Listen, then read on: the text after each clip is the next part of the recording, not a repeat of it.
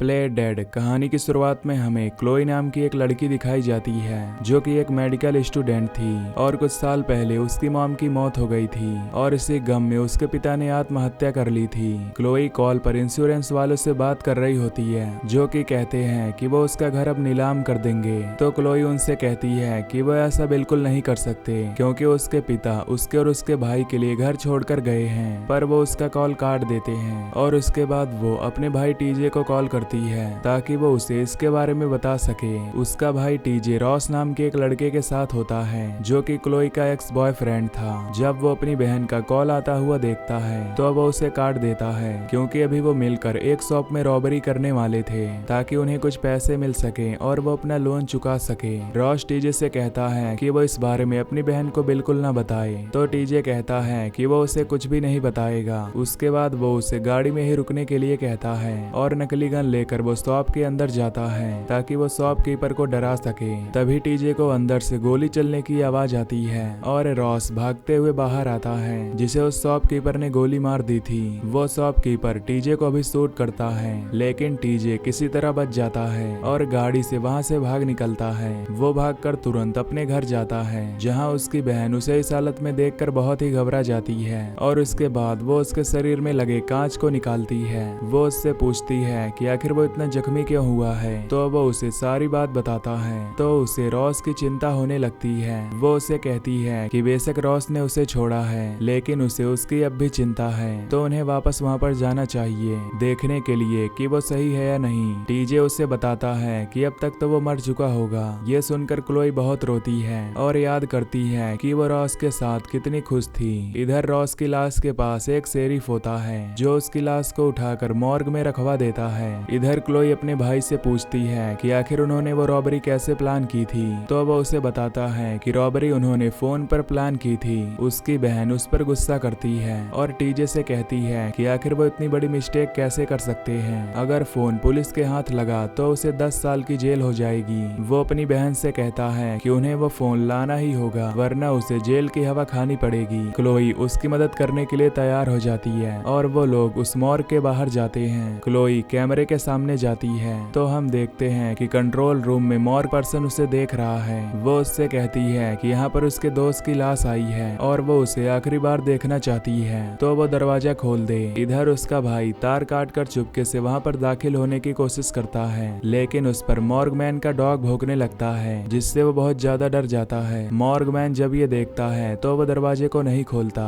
और उस लड़की से कहता है कि वो यहाँ से चली जाए। अब इन दोनों के पास कोई भी चारा नहीं होता अंदर जाने का और ये सोचने लगते हैं कि आखिर वो अंदर कैसे जाएंगे। तभी उसे याद आता है कि टीजे की एक दोस्त डॉक्टर है, तो वो उसके क्लिनिक में जाते हैं और उससे एक तरह का डोज ले लेते हैं जिससे इंसान की बॉडी कुछ घंटे के लिए मरी जैसी हो जाती है। उसे लेकर वो एक जगह पर आते हैं और वहाँ पर क्लोई उसे इंजेक्ट कर लेती है जिससे वो बेहोश होने लगती है और टीजे से कहती है कि वो उस मॉर्ग के बाहर ही उसका इंतजार करे। कुछ देर बाद पुलिस को क्लोई की लाश मिलती है तो वो उसे मॉर्ग में ही भेज देते हैं और जब क्लोई की आंखें खुलती हैं तो वो अपने आप को उस मॉर्ग में पाती है। वो देखती है कि वहाँ पर कई सारी लाश हैं, तो वो रॉस के टैग को चेक करने लगती है। तभी उसे मॉर्ग पर्सन के वहाँ पर आने की आवाज आती है तो वापस से वो पर्दा ओढ़ लेती है और लाश होने का प्रिटेंड करती है। वो सभी लाशों के टैग को देखता है और एक लाश को वो अपने साथ ले जाने वाला था लेकिन तभी उसका एक सामान नीचे गिर जाता है तो वो उसे उठाने जाता है जहाँ पर वो क्लोई की तरफ देखता है जो कि उसे घूर रही थी और क्लोई एकदम स्टिक हो जाती है ताकि उसे एहसास ना हो कि वो भी जिंदा है। उसको लगता है कि वो लाश ही है जिसकी आंखें खुली हुई है, इसीलिए वो उसे कुछ नहीं कहता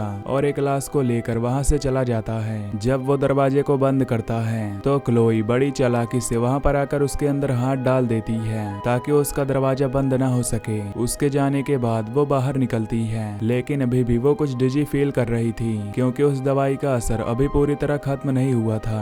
वो जब आगे बढ़ती है तो एक रूम में पहुंचती है जहां उसे एक लड़की की लाश नजर आती है जो कि शायद एक्सीडेंट से मारी गई थी। उस लड़की की हालत देखकर उसे उल्टी आने लगती है। उसके बाद उसे वहां पर नर्स के कपड़े मिलते हैं तो वो उसे पहन लेती है और फिर वो मॉर्ग पर्सन के पीछे जाती है ये देखने के लिए कि आखिर वो कर क्या रहा है। वो देखती है कि वो अपने रूम में किसी और से बात कर रहा था लेकिन जब वो बाहर आता है तो वो लड़की के ऊपर जो लाइट लगी थी उसे ऑफ करने के लिए जाती है। तभी उसकी आवाज वो बंदा सुन लेता है और वहाँ पर चेक करने के लिए आता है, लेकिन जब अच्छे से देखता है तो वहाँ पर सब कुछ नॉर्मल लगता है, इसलिए वो वहाँ से चला जाता है। क्लोई उसका पीछा करती है और उस कंट्रोल रूम तक पहुँचती है, जहाँ वो देखती है कि उसने हर जगह कैमरे लगाए हुए हैं। यहाँ से वो सब पर पूरी नजर रखता है। तभी उस मॉर्ग में एक बंदा आता है जो कि कुछ लेने आया था, और उसे देखते ही वो मॉर्ग पर्सन गेट को खोल देता है। उसके बाद वो अपने रूम में से एक ऑर्गन को निकालता है और उसे लेकर उस बंदे के पास जाता है, जिससे पता चलता है कि वो ऑर्गन्स निकाल कर बेचता है। और वो बंदा जो यहाँ पर आया है वो एक माफिया का आदमी है, जो कि उससे ऑर्गन्स खरीदते हैं और उसे बाद में मार्केट में बेचते हैं। वो आदमी उससे वो ऑर्गन लेता है और उसके बाद वहाँ से चला जाता है, और फिर वो मॉर्ग बंद करके वापस अंदर जाता है ताकि वो और भी ऑर्गन्स को निकाल सके।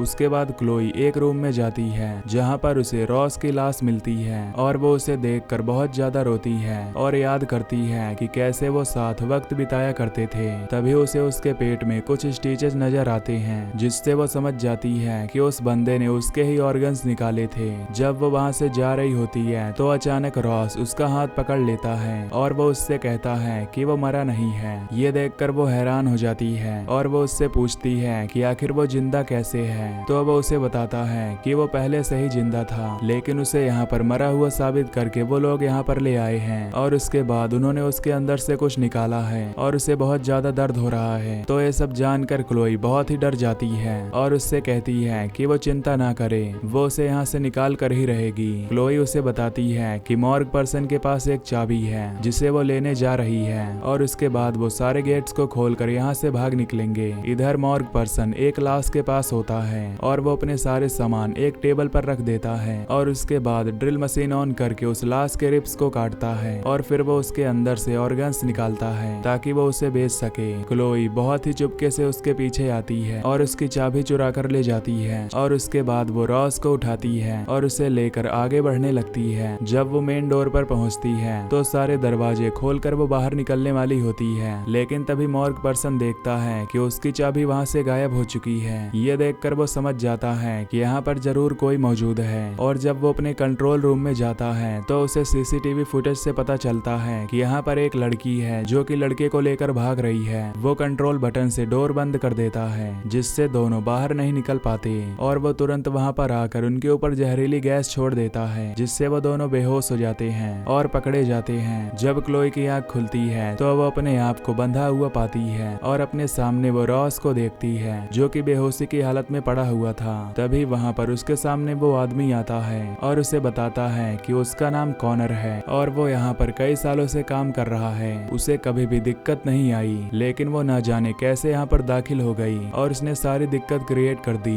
वो उसे ये भी बताता है कि वो कुछ घंटे की ही मेहमान है। लड़के को मारने के बाद वो सीधा उसे ही मारेगा। क्लोई उसे बताती है कि वो भी एक मेडिकल स्टूडेंट है, लेकिन उसने कभी मेडिकल का गलत इस्तेमाल नहीं किया। तब कॉनर उससे कहता है कि क्या उसे पता भी है कि बॉडी पार्ट से कितने पैसे मिलते हैं। उसे अंदाजा भी नहीं है ऐसे बॉडी पार्ट से वो लोग कितना अमीर हो जाते हैं। ये कहकर वो रॉस का पेट फाड़ता है और उसके सामने ही उसका लीवर निकाल लेता है, जिससे रॉस की मौत हो जाती है। और ये देखकर क्लोई जोर से चिल्लाती है, तो वो उससे कहता है कि वो अपना मुंह बंद रखे। तभी उसकी बेटी उसे कॉल पर घर आने को कहती है, तो वो कहता है कि आज बहुत ज्यादा काम है इसलिए वो घर नहीं आ सकता। कॉल काटने के बाद क्लोई उससे पूछती है कि आखिर वो ये सब क्यों करता है, तो वो बताता है कि वो लोगों को जीवन दान देने का काम करता है। वो इंसान जो मरने वाला है वो उनके ऑर्गन्स निकाल कर बेच देता है ताकि वो किसी और के काम आ सके, और उसके लीवर को वो अपने कंटेनर में डालता है और उसे लेकर वहाँ से चला जाता है।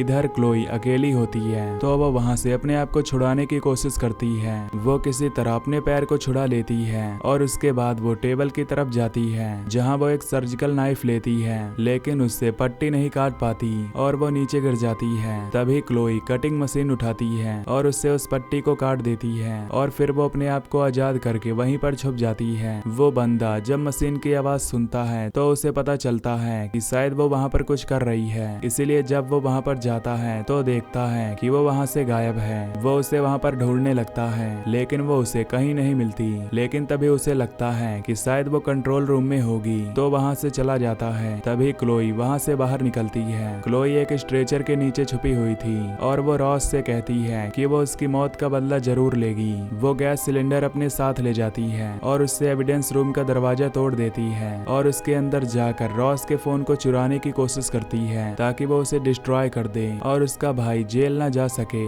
उसे उसका सामान मिल जाता है और उसे वहाँ पर उसकी नकली गन भी मिलती है जिसे वो अपने पास रख लेती है। लेकिन तभी कॉनर वहाँ पर आ जाता है। वहाँ पर वो सामान बिखरा हुआ देखता है जिससे वो समझ जाता है कि वो वहीं पर है और वो उसका सामान उठाता है तो उसके अंदर से उसे उसका फोन भी मिलता है जिससे वो समझ जाता है कि शायद वो इस फोन के लिए ही यहाँ पर आई है। तभी क्लोई उसके सामने आती है और उस पर गन तान देती है और उसे कहती है कि वो फोन उसे दे दे। कॉनर ये देखकर समझ जाता है कि वो फेक गन है, इसीलिए वो उसे पकड़ने के लिए आगे बढ़ता है तो वो उसे शूट कर देती है जिसके अंदर से प्लास्टिक की गोली निकलती है जो कि उसकी आंख में लग जाती है और वो वहाँ से भागने लगती है। कॉनर फोन को उसकी लाश के पास ले जाता है और उसे अनलॉक करके देखने लगता है कि आखिर वो इस फोन के लिए यहाँ पर क्यों आई है। इधर क्लोई बेसमेंट में पहुँचती है जहाँ पर उसे कई सारे पेशेंट्स नजर आते हैं जो कि जिंदा थे। वो समझ नहीं पाती कि आखिर यहाँ पर क्या हो रहा है, लेकिन तभी वो उन सभी पेशेंट्स के स्टिचेस को देखकर समझ जाती है कि कॉनर यहाँ पर बंदे किडनैप करके लाता है ताकि वो उनका ऑर्गन्स निकाल कर बेच सके। तभी एक बंदे को होश आता है और वो उससे हेल्प मांगने लगता है।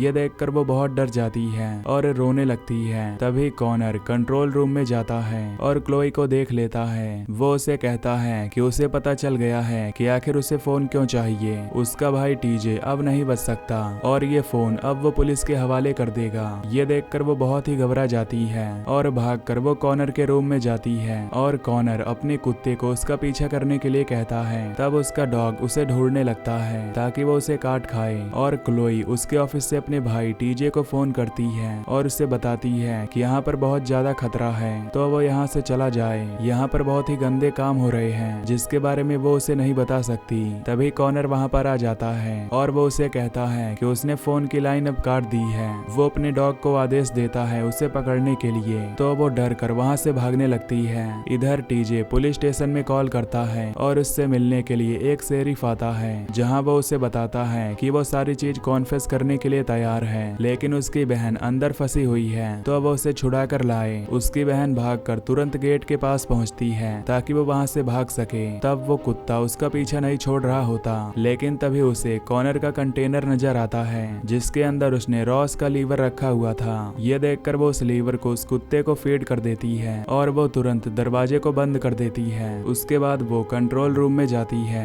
जहाँ वो देखती है कि वहाँ पर शेरिफ आया है जिसे टीजे लेकर आया है और ये देखकर वो सारे दरवाजे खोल देती है ताकि शेरिफ अंदर आ सके। वो तुरंत दरवाजे के पास जाती है और शेरिफ को बताती है कि यहाँ पर बहुत ही गंदा क्राइम हो रहा है। शेरिफ उससे कहता है कि वो आराम से सारी बात बताए तो वो उसे सारी बात बताती है और शेरिफ उससे कहता है कि वो दोनों यहाँ पर रुके और वो अंदर जा रहा है देखने के लिए कि वो सच बोल रही है या नहीं। तभी वो पीछे मुड़कर क्लोई और उसके भाई को बुरी तरह पीटने लगता है क्योंकि वो शेरिफ उसका ही आदमी था जिसकी निगरानी में यहाँ पर यह सब हो रहा है। वो उनसे कहता है कि वो उनका भांडा इतनी जल्दी नहीं फोड़ सकते। तभी क्लोई उस पर गन तान देती है और उससे कहती है कि वो उसे यहाँ से जाने दे। शेरिफ इससे बहुत डर जाता है लेकिन कंट्रोल रूम में कॉनर होता है जो कि ये सब देख रहा था और वो माइक से शेरिफ को बताता है कि वो नकली गन है। ये देखकर शेरिफ अपनी गन निकालता है और उन पर तान देता है तो कॉनर उससे कहता है कि वो दोनों उसे बिल्कुल जिंदा चाहिए क्योंकि उसने जो लीवर निकाला था वो खराब हो चुका है, इसलिए वो उनके ही ऑर्गन्स निकाल कर उन्हें बेच देगा। ये सुनकर शेरिफ उनका पीछा करने लगता है और वो दोनों वहाँ से भागने लगते हैं और शेरिफ उसके डॉग को भी उनके पीछे भेजता है। टीजे जाली पर क्लाइंब करके वहाँ से भागने की कोशिश करता है लेकिन तभी कॉनर इलेक्ट्रिक शॉक ऑन कर देता है जिससे उसे शॉक लग जाता है और वो कुत्ता उसका हाथ पकड़ लेता है जिससे उस कुत्ते को भी करंट लग जाता है और वो वहाँ से भाग जाता है। उसके बाद दोनों आगे बढ़ते हैं और उन्हें बेसमेंट का दरवाजा नजर आता है तो वो उसके अंदर चले जाते हैं और अंदर से ही उसे लॉक भी कर लेते हैं। कॉनर शेरिफ के पास आता है और उसे बताता है कि यहाँ पर ऑर्डर लेने उस माफिया का आदमी आ चुका है।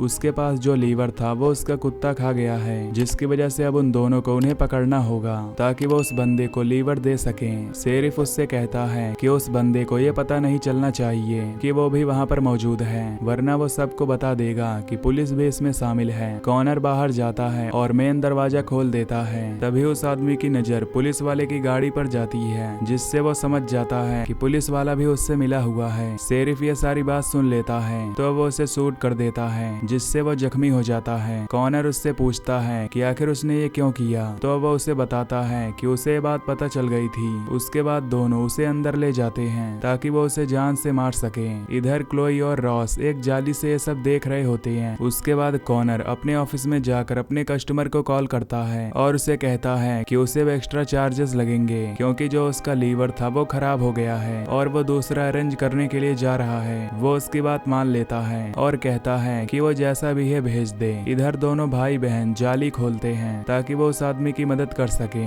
और वो उसे उठाकर हॉल में ले जाते हैं ताकि बेसमेंट में वो सेफ रह सके। कॉनर कंट्रोल रूम से सारी चीज देख लेता है और वो बेसमेंट में जाकर टीयर गैस को फेंक देता है ताकि वो उन्हें पकड़ सके और उन्हें जान से मार सके। वहीं पर 2 ऑक्सीजन सिलेंडर होते हैं तो क्लोई उन दोनों को दे देती है और उनसे कहती है कि वो दोनों छुप जाएं। इधर शेरिफ जब क्लोई के पास आता है तो वो उसे जान से मारने के लिए जाता है, लेकिन तभी क्लोई सिलेंडर पर हथौड़ा मारती है और वो उड़कर शेरिफ के मुंह पर लग जाता है, जिससे उसका मुंह फट जाता है और उसकी वहीं मौत हो जाती है। उस टीयर गैस से क्लोई को बहुत दिक्कत हो रही होती है तो वो बेहोश होने लगती है और तभी कॉनर वहां आकर अपने सारे पेशेंट को मार डालता है। उसके बाद उसे टीजे नजर आता है तो वो उसे अपने साथ ले जाता है और वो उसे स्ट्रेचर पर लिटाकर उसका लीवर निकालने वाला था। वो क्लोई को कहता है कि अगर उसमें दम है तो वो अपने भाई को बचाए और ये सुनकर क्लोई वहां पर आ जाती है, लेकिन तभी वो देखती है कि कॉनर वहां से गायब है। वो टीजे को उठाती है और टीजे उससे कहता है कि वो पीछे देखे। जब वो पीछे देखती है तो कॉनर वहां पर मौजूद होता है जो कि उस पर हमला कर देता है और वो सिलेंडर उठाकर उसके मुंह पर स्प्रे करती है और उसके बाद उसका मुंह फोड़ देती है, जिससे कॉनर को बहुत दर्द होता है। वो उसे मारने के लिए आगे बढ़ता है, लेकिन तभी वहां पर वो आदमी आ जाता है जो कॉनर पर हमला कर देता है और वो दोनों उससे लड़ने लगते हैं। तभी क्लोई चाकू को उसके सर में घुसा देती है, जिससे कॉनर की वही मौत हो जाती है। उसके बाद वो अपने भाई को छुड़ाती है और वो आदमी उनसे कहता है कि वो यहाँ पर एक ऑर्गन लेने आया था और अगर वो दोनों ऑर्गन उसे दे देंगे